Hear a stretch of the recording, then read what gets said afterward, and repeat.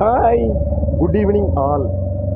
பஸ்ஸில் போகிறது, நம்ம டூ வீலரில் போகிறது, ரேப்பிட்டோ புக் பண்ணி போகிறது, ஆட்டோவில் போகிறது, ஷேர் ஆட்டோவில் போகிறது, இப்படி பயணங்கள் ஒவ்வொன்றும் ஒவ்வொரு விதமாக இருக்கும். இது எங்கள் ஏரியாவிலேருந்து ஷேர் ஆட்டோ மயிலாப்பூர் போகுது.